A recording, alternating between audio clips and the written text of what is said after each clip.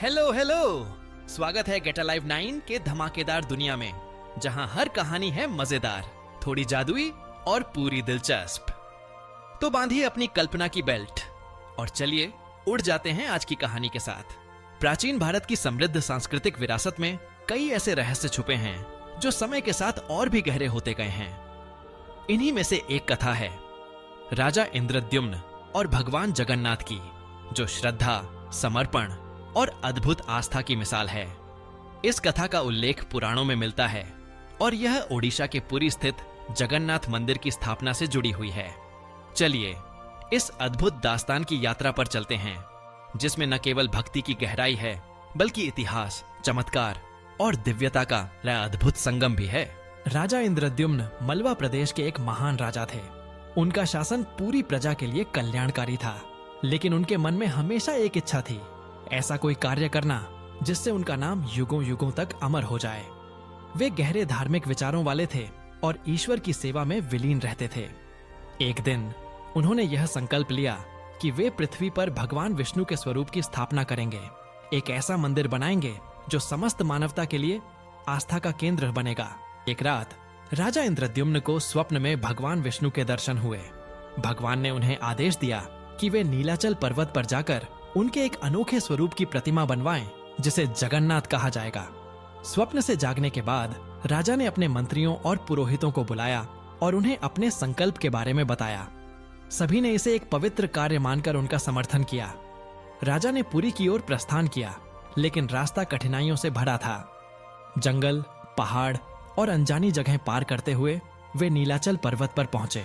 वहां पहुंचकर राजा ने देखा कि पर्वत एक अद्भुत दिव्यता से प्रकाशित है। उन्होंने वहां तपस्या की और भगवान से प्रतिमा निर्माण की प्रार्थना की।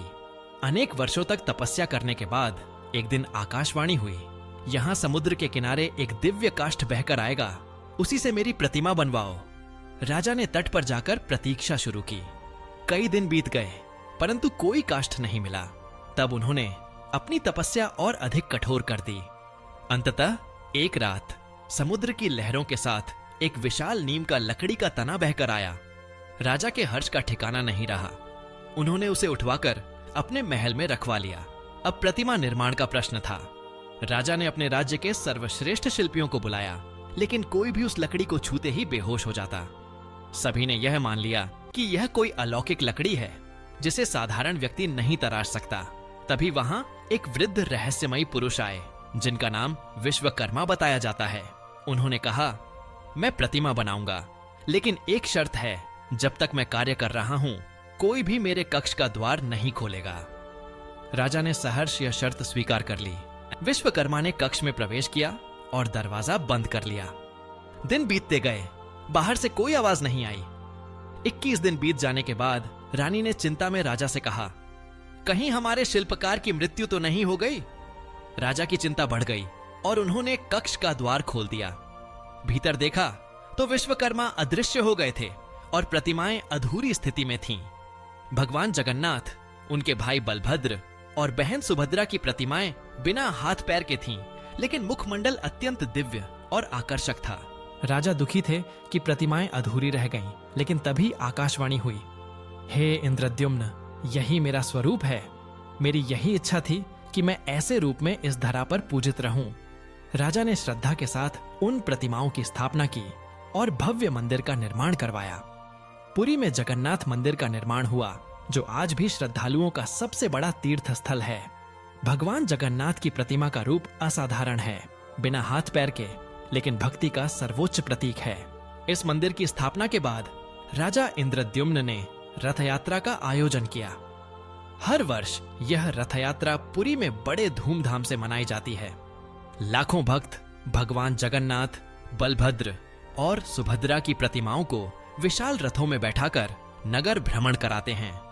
यह यात्रा केवल एक धार्मिक आयोजन नहीं, बल्कि आस्था, प्रेम और एकता का उत्सव बन गई है।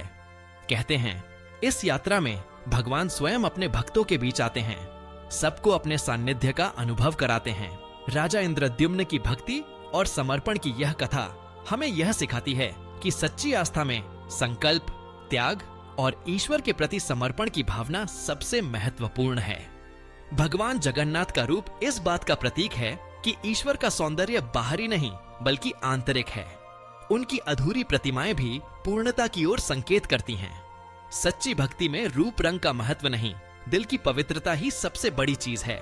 समय के साथ जगन्नाथ मंदिर न केवल ओडिशा बल्कि पूरे भारत का आध्यात्मिक केंद्र बन गया। यहाँ की रथ यात्रा, नित्य उत्सव, सेवायतों की सेवा और भक्तों का सैलाब भारत की सांस्कृतिक विरासत का जीवंत उदाहरण है। आज भी लाखों लोग पुरी जाते हैं, इस मंदिर के दर्शन करते हैं और राजा इंद्रद्युम्न की उस प्राचीन कथा को याद करते हैं जिसने भगवान के स्वरूप को एक नया अर्थ और पहचान दी। इस प्रकार राजा इंद्रद्युम्न और भगवान जगन्नाथ की कथा सिर्फ एक ऐतिहासिक घटना नहीं बल्कि भक्ति, समर्पण और अद्भुत विश्वास की कहानी है जो हर दिल में ईश्वर के प्रति प्रेम और आस्था को और भी गहरा कर देती है।